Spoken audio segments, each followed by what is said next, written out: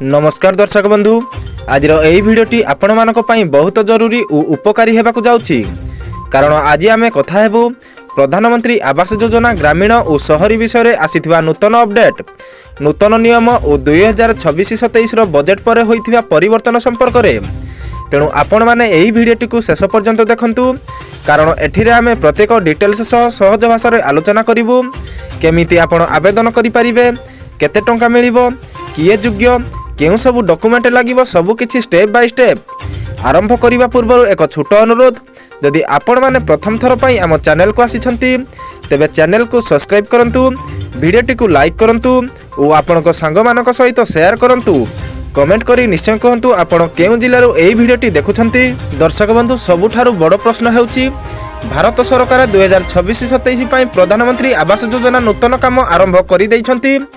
एही योजन सहर अंचल प्राय 1 कोटी घर ग्रामीण अंचल प्राय 3 कोटी घर निर्माण करा लक्ष्य रखा जाइछि। एही योजना 2029 पर्यंत चलिबो। नूतन लाभार्थी माने एबे आवेदन करि परिबे किए किए आवेदन करि परिबे एथर सरकार किछि नूतन परिवर्तन करिसंती।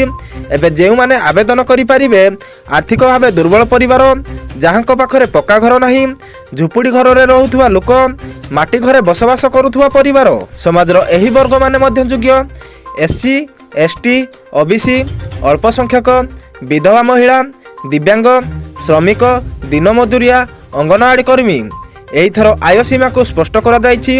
सहर अंचल वार्षिक आय 3 लाख टंका पर्यंत एठारु अधिक हेले लाभ मिलिबो नाही। ग्रामीण अंचल वार्षिक आय 1 लाख ठारु 1,20,000 टंका पर्यंत।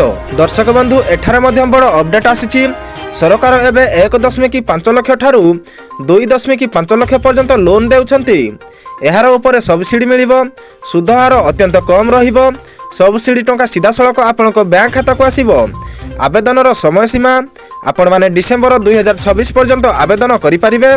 आवश्यक डॉक्यूमेंट आवेदन करिबा पई निम्नलिखित कागजपत्र दरकार आधार कार्ड बैंक पासबुक आय प्रमाण पत्र जमीर कागजपत्र मोबाइल नंबर समस्त डॉक्यूमेंट ठीक थिले आपण सहजरे आवेदन करि परिबे।